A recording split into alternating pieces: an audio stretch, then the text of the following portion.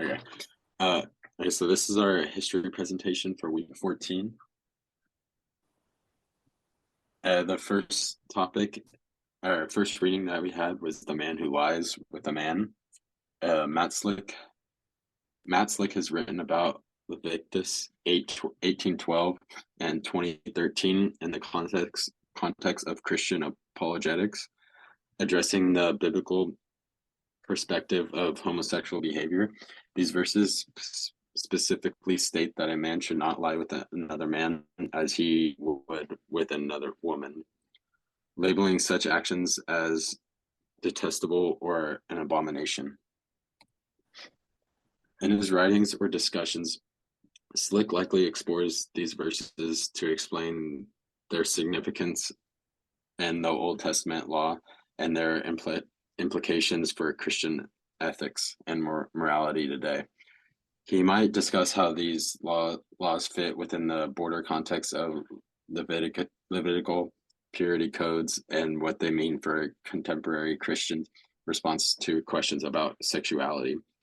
His approach typically involves a literal interpretation of the Bible, aiming to provide a defense of traditional Christian views on morality while engaging with theological, historical, and cultural consideration.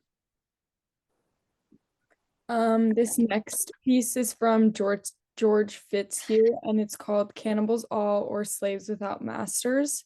This article was written in 1957 by Fitzhugh and discusses the idea that society without slavery is practically a society with cannibalism, which is obviously not literal, but it means that society will destroy itself without slavery.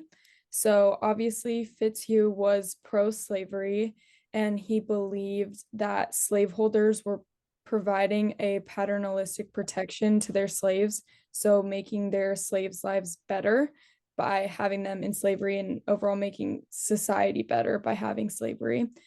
And this article was written with extreme pro-slavery idea to make society fear not having slaves.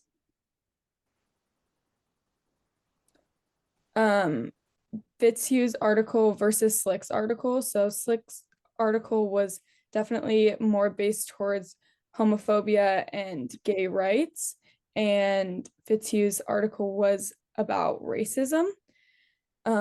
Fitzhugh was a lot less willing to accept ideas that weren't his own, where Slick did not agree with homophobia, but did not agree in killing people or people dying because of their thoughts or want to be with somebody of the same sex.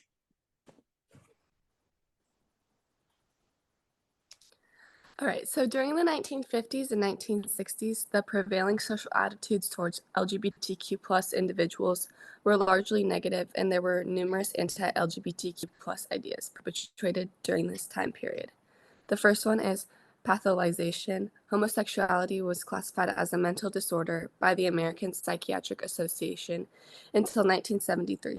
This pathologization perpetrated the idea that being LGBTQ plus was a form of illness or deviance. The second one was criminalization. Same-sex relationships were criminalized in many jurisdictions, leading to arrest and imprisonment and persecution of LGBTQ plus individuals. Laws against sodomy were enforced, and individuals could be prosecuted simply for being their sexual orientation. The third one is social stigmatism. LGBTQ plus individuals face severe social stigma and criticism. They were often viewed as morally corrupt and depraved, and their identities were seen as a threat to traditional family values and societal norms.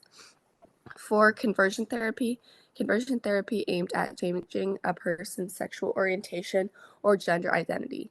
This gained popularity during this time, and it was based on the belief that homosexuality and transgender identities could be cured or suppressed through psychological or religious interventions, leading to significant harm and trauma to many LGBTQ plus individuals.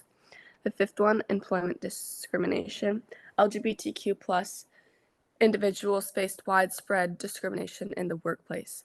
Many were fired from jobs or denied employment opportunities solely because of their sexual orientation or gender identity.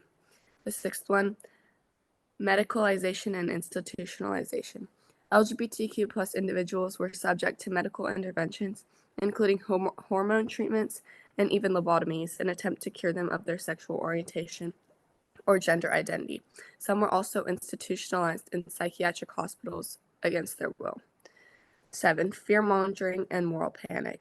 There was a pervasive fear of homosexuality and LGBTQ plus culture during this time.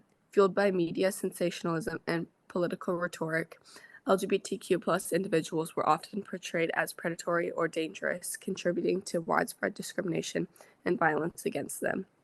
These anti-LGBTQ plus ideas and practices persisted throughout the 1950s and 1960s, creating a hostile environment for LGBTQ plus individuals and severely limiting their rights and freedoms. However, it was also during this time that the LGBTQ plus rights began to gain momentum, leading to significant social and legal changes in the subsequent decades.